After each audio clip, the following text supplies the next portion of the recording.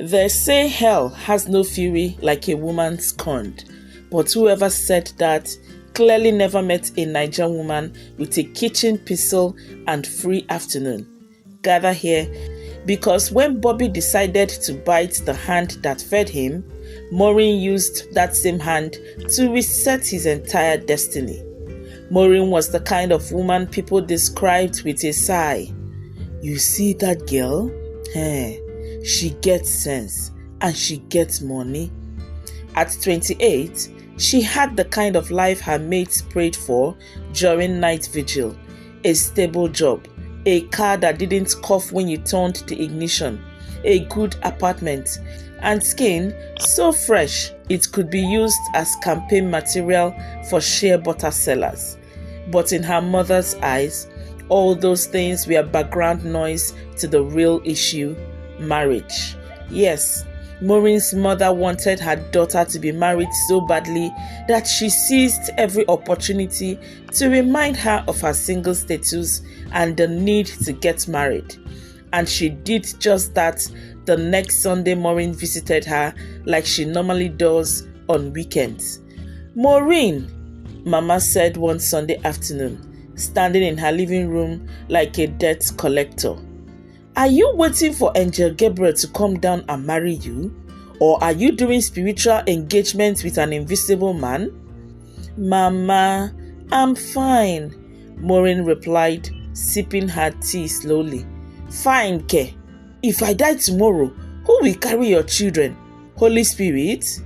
Mama asked, clapping her hands together like she was summoning the ancestors. Do you want me to carry my grandchildren in heaven? Maureen. Mama, please. Don't please me, oh. You are almost 30. Your eggs are not diamonds. They don't last forever. Maureen looked at her mother, frustrated. But her mother's persistence did not end.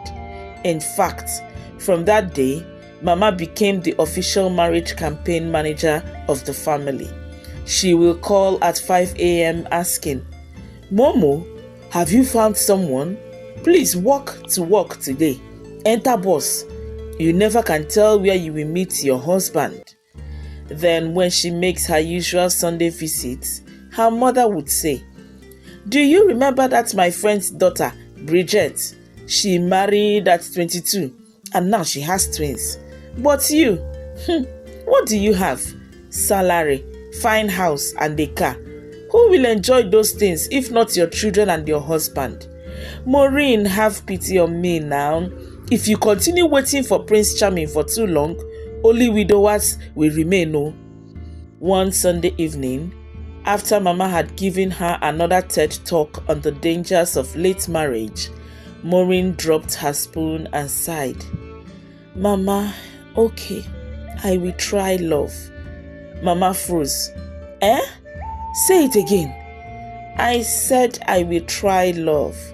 Mama's eyes widened like she just won lottery. She started dancing in the sitting room, wrapper almost falling off. Praise the Lord! My daughter has entered the market. The next day, Mama was on the phone with all her friends. Prepare, my Maureen is now open for business. If you know any good man, send him our way, she said with a smile. But there was a problem. Mama didn't specify what kind of man Maureen should meet, and that was how Bobby entered the picture.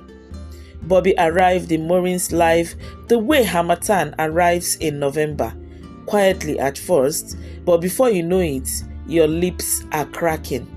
He was 35 years old, tall like electricity pole, and had the kind of polished English that made you feel like you needed to pay school fees just to talk to him. Unfortunately, his wallet was emptier than a church on Monday morning. They met at a bookshop. Maureen was browsing the business and finance section when she heard a voice behind her say, Pardon my unsolicited intrusion, but your aura exudes an entrepreneurial luminescence most befitting of an intellectual partnership. Maureen turned slowly. Sorry, What did you say? Bobby smiled like a man who just downloaded Oxford Dictionary into his brain. I'm simply saying, may I know you, ma'am? The bookshop attendant coughed.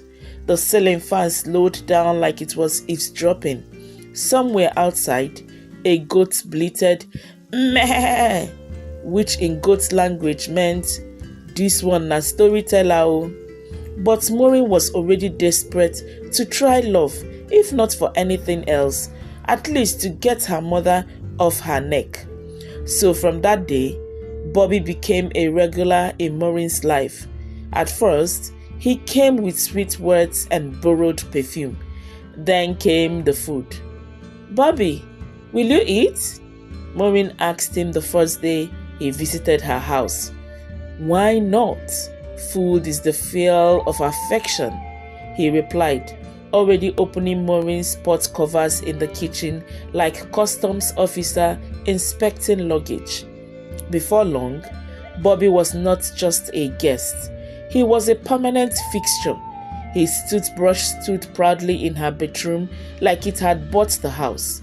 His shoes lived under her bed like tenants. Bobby was always talking about his big plans. My dear, he would say, tapping her hand, when my vision materializes, we will be a power couple. You will be Mrs. Bobby the Magnificent. Maureen would smile and ask, and when will this your vision materialize? Patience, my love. Great empires are not built in a day, but in the meantime, what's for dinner? Even the neighbors noticed Bobby's presence in Maureen's life. They would whisper in hushed tones, that man in Maureen's house, he speaks English like BBC radio, but dresses like someone that borrowed his shirt. Still, Maureen allowed him to stay in her house. She told herself that Bobby was loyal, humble, and just waiting for his breakthrough. If only she knew Bobby's breakthrough would come, and so would her heart break. One evening, Bobby barged into Maureen's apartment like a man returning from Mount Sinai with the 10 Commandments and eyes shining like streetlights after 7 p.m. Maureen, my love, he boomed, dropping his bag on the table like it contained the cure for poverty. Epiphany has struck. A business idea so grand, Dangote will call me my boss. Maureen raised an eyebrow. What kind of business is that? A warehouse to store the goods I have already negotiated with the manufacturers in China, Bobby whispered dramatically, leaning in like the walls had ears and he didn't want them to hear. These goods are yet to penetrate the Nigerian market, and so I will be among the first persons to do so.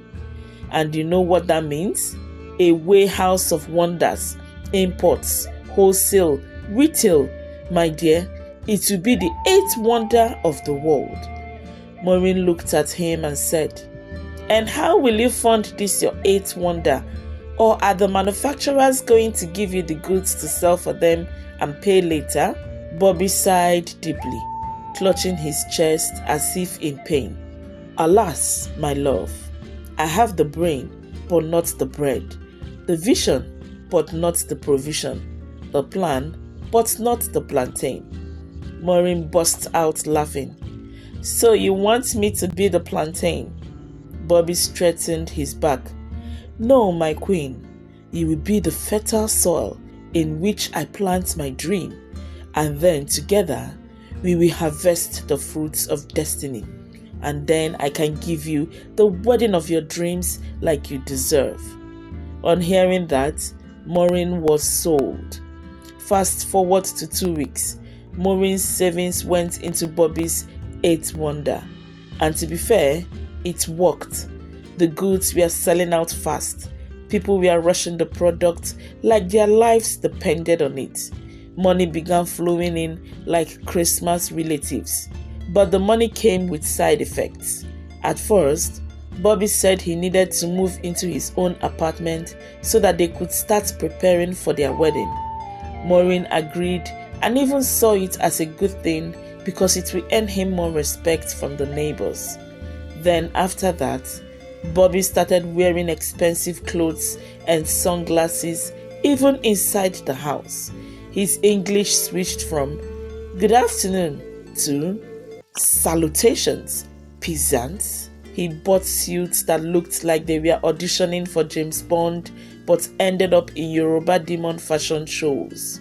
He started picking Maureen's calls with one word.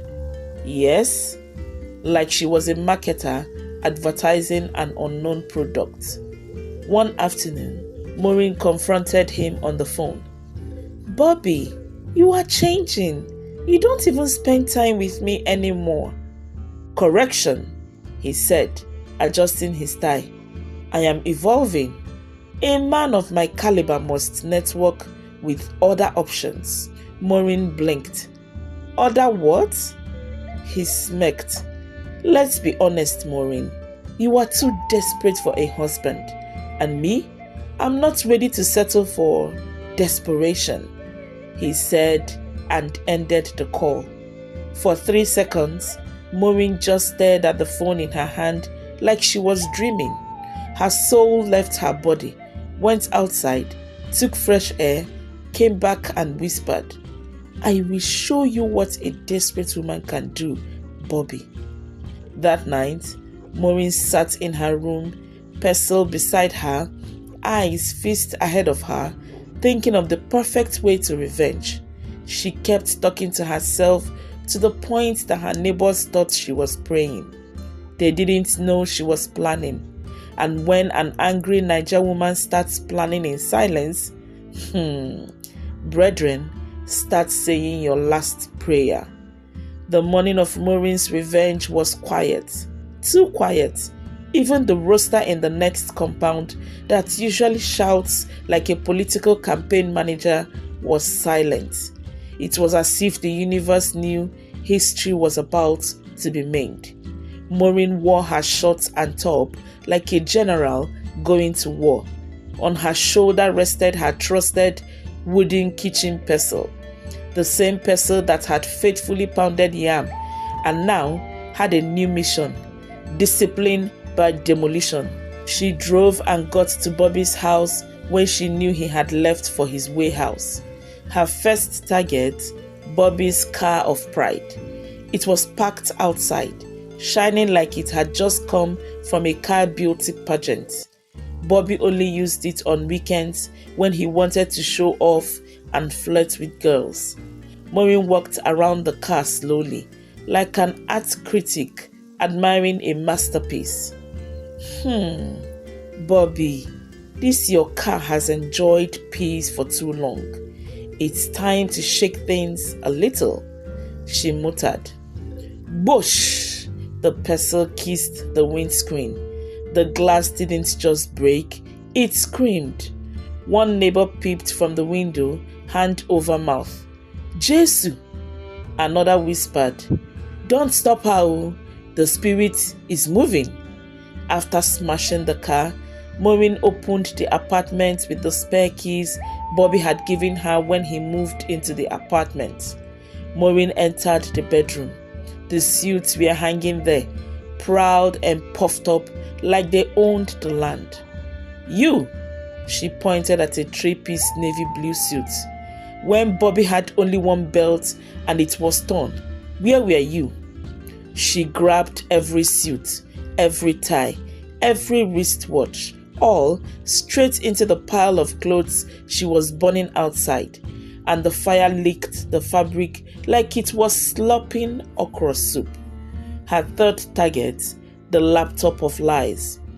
Dear laptop, you connected Bobby with his product suppliers that made him rich, but you also carried sweet nonsense to other women, she hissed.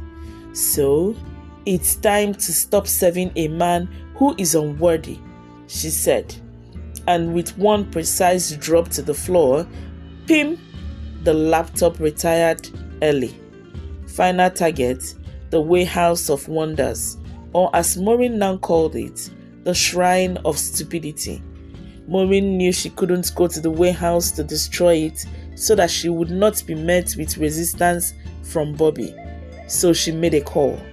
She had initially planned with some street boys to quietly set the warehouse on fire when Bobby and his workers had left the premises, and they did just that. By evening, the warehouse had been transformed into a charcoal monument with the smoke curling into the sky like a giant question mark. Before finally leaving Bobby's house, Maureen returned to the car and placed a neat handwritten note on the cracked windscreen.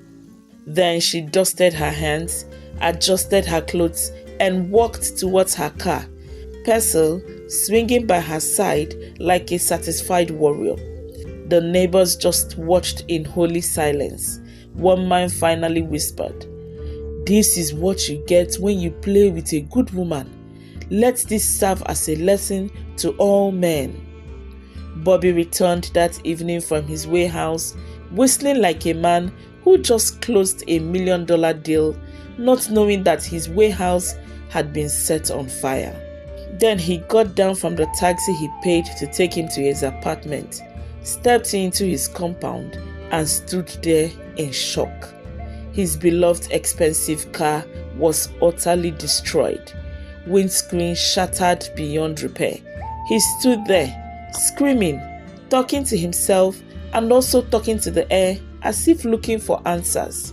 One neighbor came out and said, "It was your girlfriend Maureen. She looked very angry as she smashed the car. Before you continue screaming, I think you should check inside to see what she did there because she looked really prepared," the neighbor said. Bobby opened his apartment and stepped in with fear. Then, as if on cue, he rushed into his bedroom and found his entire wardrobe and expensive wristwatches gone. He rushed to his reading table in the room and found his laptop shattered on the floor. Bobby screamed so loud, like his breath was being taken from him. Again, he staggered to the car, then saw the note on the windscreen and read it aloud. "I made you who you are. I have reduced you to where I picked you up. Good luck rebuilding yourself." The words hit him like NEPA cutting light during a football match.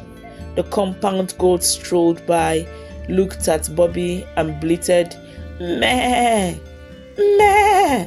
2 times, which in goat language means, "You got what you deserve, oh." While Bobby was still processing what had happened, he got a call that his warehouse was smoking like fresh fish being roasted on the grill. Bobby's face turned red like someone who just ate a bucket of red chili pepper. He entered attack mode. He couldn't bear it anymore.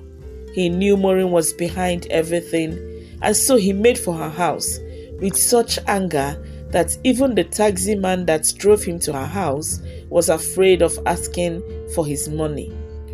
He stormed towards Maureen's apartment, fists clenched, ready to shout, "How dare you!" But the gateman stepped in front of him, holding up a paper like a traffic warden. "Oga, this one is from court, restraining order.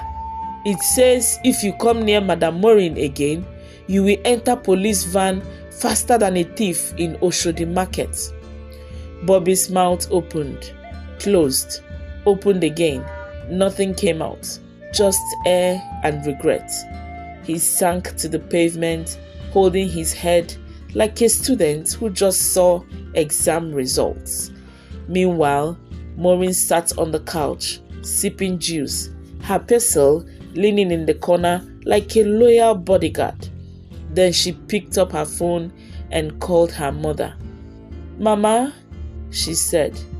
"Call me future grandmother," her mother replied, beaming with a smile. "No more marriage pressure, Mama. I value my peace. I value my health. If marriage will give me high blood pressure, let it wait until I'm 97, Maureen said. But you promised me you will give love a chance and bring me a good man so that you both can start your lives together. What happened this time? Mama, because of your persuasion, I gave a man all my life savings to start a business because he promised to marry me when he makes it. What did I get in return? Heartbreak. If not that I have made some good investments, I would have fallen into serious depression. But please, I don't want you to ever pressure me into getting married again. I will marry when the right man comes my way. But until then, please don't ever pressure me again, except you want me to disconnect from you, because at this point, my mental health cannot take anymore, Maureen said. Her mother sighed, long and deep. My daughter, I'm sorry I pressured you that much. Please forgive me. I promise that from now on, I will no longer pressure you. I will keep praying for you, and I know that one day, a good man that is totally worthy of you will locate you. I love you, my baby. Maureen smiled. Thank you, Mama. I really appreciate this. As she ended the call, she looked out her window and smiled, holding her phone to her chest. For the next few weeks, Bobby kept pestering her office and her home, sending her letters of how sorry he was and was willing to forget the past and get back together with her. But Maureen was a wise girl. She informed her manager of how Bobby was a threat to her life, and the manager made arrangements for her to be transferred to another state to work for their branch of the company in that state.